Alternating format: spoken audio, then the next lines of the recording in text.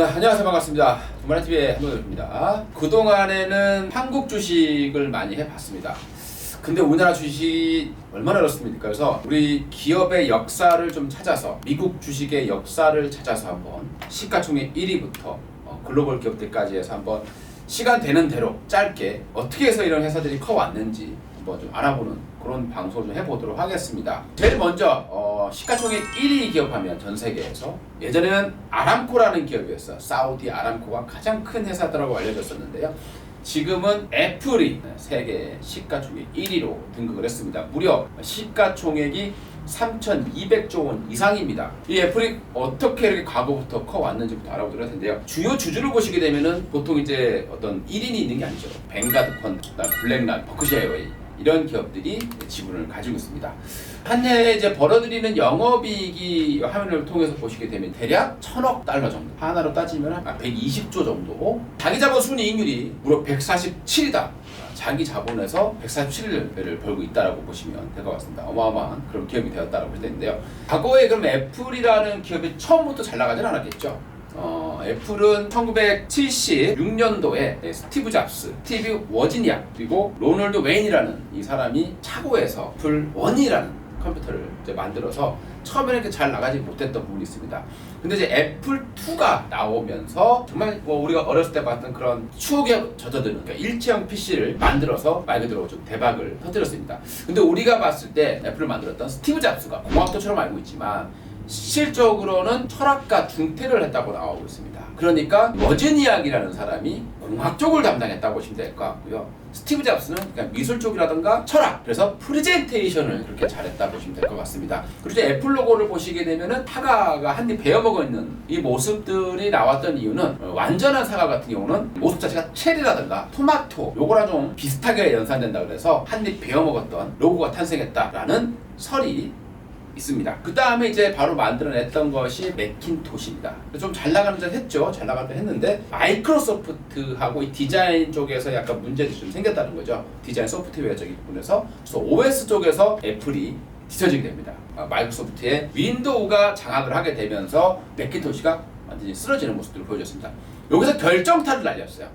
스티브 잡스가 애플 리사라는 것을 만들었는데 이게 너무 고가였다라는 부분도 있을 것이고 가격 대비 성능이 떨어지니까 외면을 받았습니다. 철저하게 참패를 했다고 그러죠. 그래서 파산 위기에 몰리면서 스티브 잡스가 해고되는 그런 상황이 발생을 했고요. 여기에서 이제 디자인 쪽에 스티브 잡스의 넥스트라는 법인이 있습니다. 여기에서 만든 이제 OS를 다시 채택을 하면서 애플이 이 넥스트를 인수하게 되죠. 그럼 다시 스티브 잡스가 복귀를 하게 되는 그런 모습들이 발생했습니다. 여기에서 이제 마이크로소프트하고 계속 이제 특허에 대한 분쟁을 하는 그런 과정에서 거의 파산 위기에 몰려 있는 상황이었습니다. 그런데 마이크로소프트와 특허 분쟁에 대해서 화해를 하고 마이크로소프트로부터 1억 5천만 달러 정도 투자를 받게 되면서 지금의 어떤 애플이 탄생하게 되었다라고 보시면 될 것 같습니다. 자, 그럼 이제 연도별로 보게 되면요. 1998년도에 아이맥이라는 것을 출시를 하게 됩니다. 여기서 상당히 좀 좋은 모습들을 보여줬고요. 그래서 과거부터 보게 되면 우리가 애플 하면 그러니까 좀 디자이너분들이 많이 쓰시는 컴퓨터 그래픽을 하시는 분들이 많이 쓰는 그런 컴퓨터로 알려졌던 부분이 있을 것 같습니다.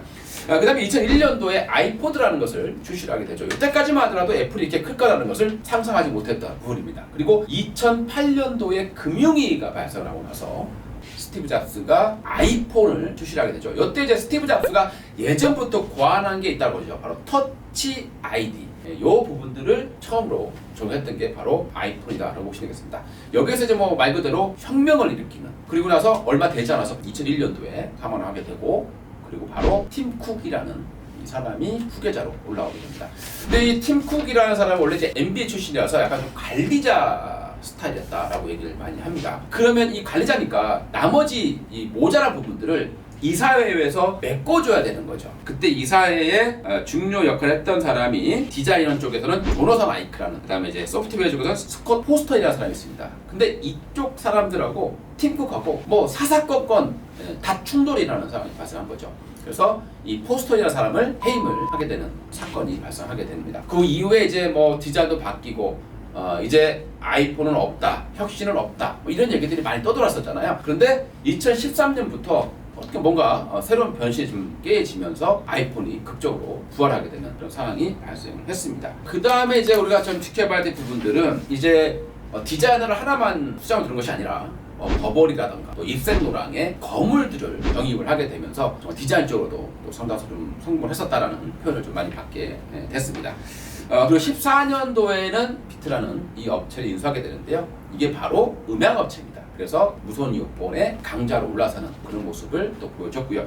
2017년에 이제 음악 검색 기업이라고 할 수 있는 샤잠을 또 인수를 하게 됐습니다. 그리고 2019년에 이제 애플 TV 플러스를 출시하기 위해서 6조 원을 투자를 하는 그런 모습들을 보여줬고요. 2020년 바로 넥스트 VR 아이폰이 메타버스에 뛰어든다라는 얘기들이 많이 나왔다고 보시면 될 것 같고요. 그리고 팟캐스트와 유사한 스카우트 FM을 또 인수를 하게 되고요.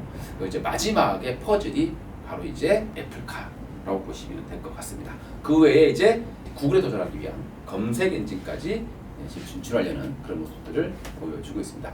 이런 식으로 애플은 정말 파산 위기에 있었다가 지금은 전 세계 1위의 시가총액 기업이 됐습니다. 자, 오늘은 이제 애플의 역사에 대해서 알아봤는데요. 앞으로 시가총액 순서대로 기업이 어떤 역사를 있었는지 한번 재미삼아 좀 청취하셨으면 좋겠고요. 이렇게 좀 알아두시고 하다 보면 나중에 또 미국 주식 시대가 좀 또 열릴 겁니다. 이제 또 뭐 미국 주식을 해야 되지 않느냐 이런 얘기를 많이 하고 있는 상황이기 때문에요. 하나씩 지식을 돈마니 TV와 함께 올려가는 그런 투자가 되셨으면 좋겠습니다. 이상 한돈 대표였습니다. 감사합니다.